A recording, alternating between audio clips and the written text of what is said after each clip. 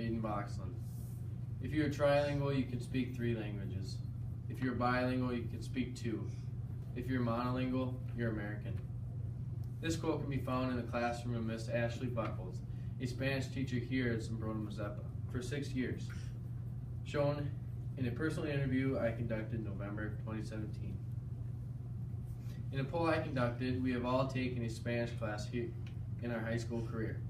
The Zumbrota Mazeppa School Board should require students to begin a second language in kindergarten and continuing through graduation. First, I will be talking about the problem with having students start in the 7th grade. And second, I will tell you how beginning a second language in kindergarten will benefit the student further on down their road. Let me begin with the problem we face here at Zumbrota Mazeppa. Students have a hard time learning and retaining the material they are taught. Anne Tremblay, a member of the Department of Linguistics at University of Kansas for 10 years, says in the article, experiences with a second language affects the use of fundamental frequency in speech segmentation. Published July 24, 2017. The learning window to learn a second language closes very rapidly after the age 7. If we wait too long in the students here in Zumbrota Mazeppa, that window could close permanently. Students have hard times learning second languages at an older age. In the United States, Americans do not think that they have to learn a second language, but that has to quickly change. For many of the legal immigrants coming to America and taking the Americans' jobs.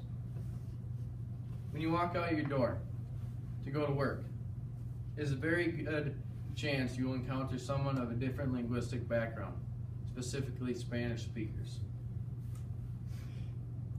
You will be forced to learn this second language to adapt and account to your employees now that they are Spanish speakers. You will have a difficult time adapting to this change because you are a lot older and it is very hard for you to acquire the second language of Spanish. Pavel Trofimovich, a professor at Concordia College for 9 years, has a PhD in applied linguistics, states in the article, Child to Adult Differences in Second Language Phonological Learning, the Role of Cross-Language Learning, published in 2008. The main difference between children and adults is the critical time period, a time frame when it is best to learn a second language. In this article, she states that the best time to learn a second language is before the age 7. It will be easier for the student to maintain the second language throughout their life, for it is easy and fresh in the child's mind and easy to maintain throughout their life. After giving the problem with starting students in the 7th grade, I will now give you a solution. The solution is easy. We have to start students learning a second language earlier than we have been.